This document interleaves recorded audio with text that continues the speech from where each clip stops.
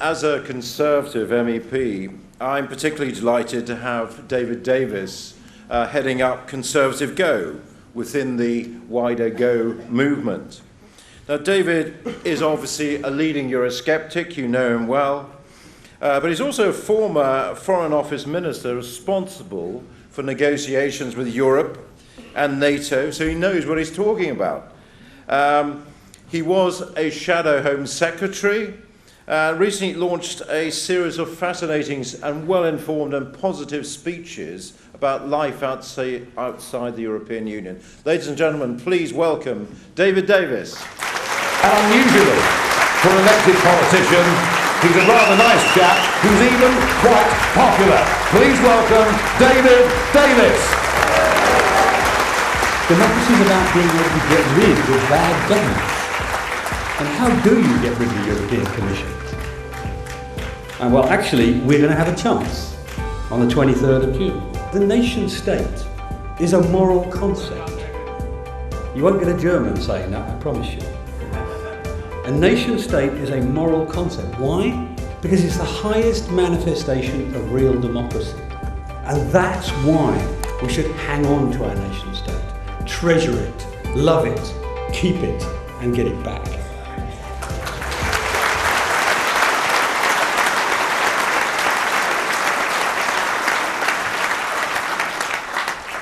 I've never done a speech with trailers before.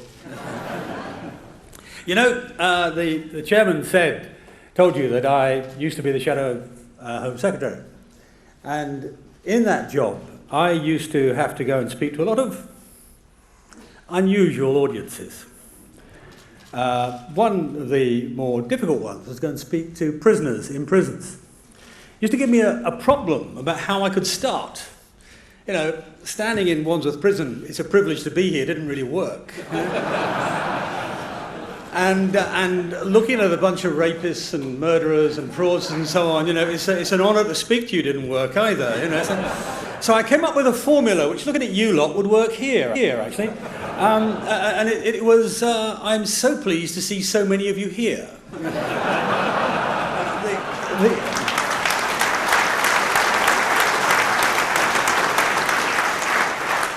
Now, I say that because earlier this evening, I was one of several hundred people who were locked out by the Health and Safety Police from this meeting because there are too many of you to fit in. You're above the fire standards. So I said something about the organisation, so well done all of you for getting here. Particularly because the time has come. The time has come for our nation to make the greatest decision of our generation, for our nation to stand on its own 2 feet, and for our nation to take control of its own destiny. And before we talk about that, I'd like to start by getting rid of the inferiority complex that our political opponents in this argument seem to suffer from. They don't believe in our country. I'd like you all to remember, everybody in this room, just remember how lucky you are. How lucky you are to be born in this country. Because we are an incredibly fortunate country. How would you expect a country of 60 million people, a tiny island off the cold northwest shore of Europe, to be as important, as powerful, as influential, as wealthy, to have as much reach as Britain does? We are a permanent member of the UN Security Council. We're a leading member of the G7. We're a leading member of the Commonwealth. We're a leading NATO member and America's favourite ally. And we, of course, we're widely respected worldwide. All of that before we joined the European Union.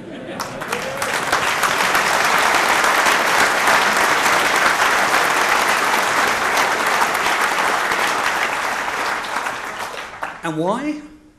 Well, because we're the country of William Shakespeare and Isaac Newton, of Faraday and Rutherford, of Charles Darwin and Alexander Fleming.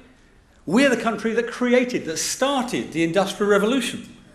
Our language, the English language, is the dominant international language in science, engineering, medicine, the internet, TV and film, if you count American, international commerce, even international law. You know, it's amazing. All those Russian oligarchs come and sort out their arguments in the royal courts of justice. So we have all that. But above all of this, we created the first liberal democracy in the modern world. We are the first democrats.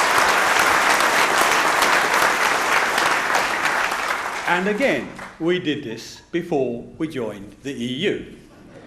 So we are different. And this is something I noticed when I was a Europe minister. We are different. Remember the origins of not everybody else's, but most of the other countries' involvement in the European Union. Germany and France and Italy created the precursor after years of dictatorship and defeat. When Spain joined, it was after the dictator Franco. Portugal after the dictator Caetano. Greece after the colonels. Poland, Hungary, Czechoslovakia, the entire Eastern European group after escaping from under the Soviet jackboot. So it's hardly surprising for them that the European Union represents modernity and democracy. That's what they're comparing it with.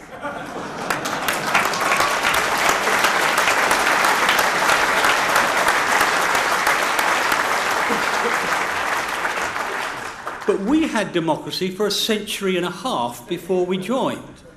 So we know what it really means. And we know that it isn't just about casting a vote, it's about casting out bad governments. And as you heard me say on there, how do you cast out the European Commission? So we have a problem with the way democracy works in Europe. And this is not an esoteric issue to be discussed in Democracy or Politics 101 on a PPE course. This has real, serious implications. We've had a very good set of recent demonstrations. Look what they did to Greece. For the European elite conspired with a crooked Greek government and Goldman Sachs, those well-known bankers, to bring Greece into the euro wrongfully, on fraudulent numbers.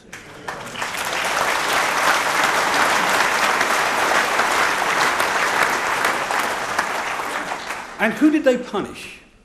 Did they punish the crooked Greek government? No, they didn't. Did they punish Goldman Sachs? I don't think so. You saw the advert, didn't you? The simple truth is, they punished the Greek people. They imposed policies on the country that crippled it, cut its economy by a quarter. Not a recession, not a slowdown, not a stop. They cut the size of the economy by a quarter. Unemployment soared, youth unemployment 60%. They took away the chances of an entire generation. But that wasn't all. Hospitals were closed. Food consumption went down by 25%. Children died. Infant mortality went up by 40%. TB rates doubled, HIV up, malaria back. That's what this so-called democratic European Union did to Greece. I'd just like you to imagine for a second, if any British government tried to do something like that to a part of our country, what would happen? Can you imagine if we visited policies like that on Lancashire or Lincolnshire? I speak as a Yorkshireman, or Lincolnshire. You know. The government would be challenged in Parliament, and if it didn't put it right, it would fall. But not in Europe. That is the price of not being a real democracy. And what are we being offered today to fix this imperious bureaucracy? A deal that will not give power back to Parliament, a deal that will not give us control over our own borders, a deal that will not protect the City of London, and a deal which will not change the treaty in any way, and as a result will not limit the European Court from overruling governments and parliaments alike in any country they choose to. And to add to insult to injury today, we have Belgium's proposal that we never be allowed to object to anything ever again.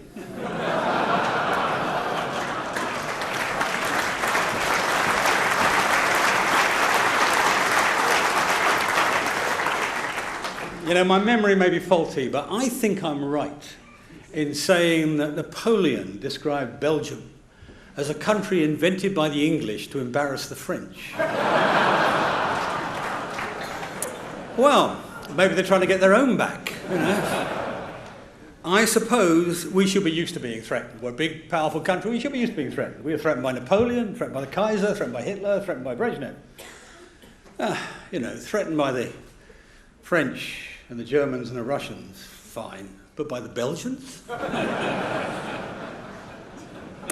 And of course, that's how this campaign is going. I don't know what you call the other side of the argument, the in crowd or the Remainians or whatever they're called, but the in crowd are trying to threaten us too. We're told if we leave, we won't be allowed to trade with the European Union. Really? Really? Under international agreements signed by the EU, tariffs are limited to 5%, except for a couple of categories: agriculture and cars. Who makes wine and cars? Now, if you want to see why we're guaranteed to get a deal, I want you to answer in your mind two questions. First, who is the most powerful politician in Europe? Frau Merkel. Angela Merkel. A prize for the man in the front there. Secondly, I don't want you to do this, but metaphorically, I'd like you all to go outside in a road and count up the number of Audis, BMWs, Mercedes, Volkswagens. They're the one with the smoke trail behind them. Count them up.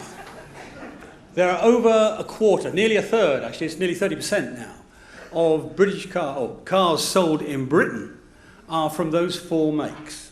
And that's not counting the Skodas and the Seats, are also owned by German companies. We're the fastest growing car market in Europe, the second biggest, and we will be the biggest in due course. What do you think will happen the day after Brexit? So Angela Merkel, there'll be the chief executives of all those companies hammering on her door, demanding free access to the British market, for which the price will be free access to their market. So you can be sure we'll get a deal.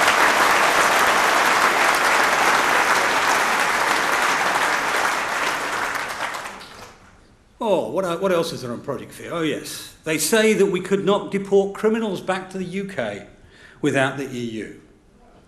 Really? What do they think happened before the EU?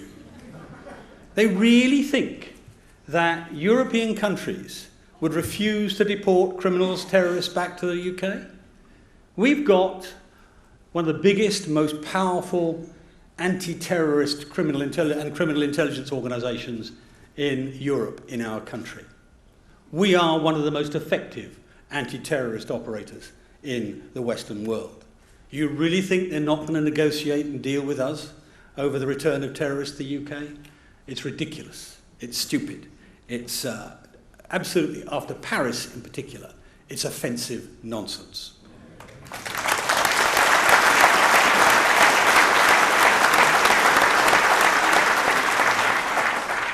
So I say to you all, we have nothing to fear but Project Fear itself. Now, I've got to catch a train, sadly, so I'm going to have to draw this to a close, but I wanted really to characterise in a British way how I see. I'm sorry, Prime Minister, no.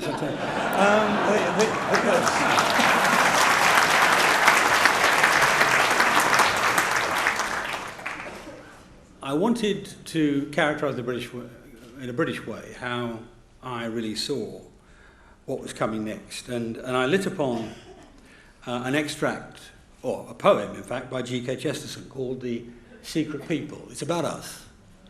It's actually about the English, so those of you who are not English, okay, but it's about us, broadly. And I'm just going to read you 6 lines. They're not in sequence, but I'll read you 6 lines from that poem, because I think they say something to us. You laugh at us and love us, both mugs and eyes are wet, and you do not know us, for we have not spoken yet. We hear men speaking for us of new laws, strong and sweet. Yet is there no man speaketh as we speak in the street. Smile at us, passers pay us, but do not quite forget, for we are the people of England that have not spoken yet.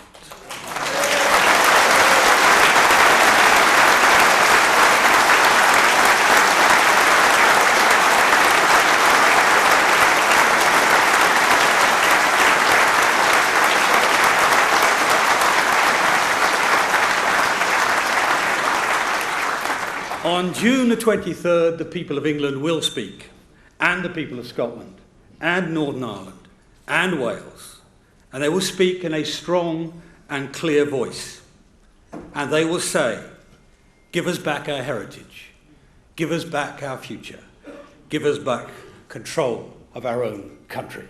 Thank you very much.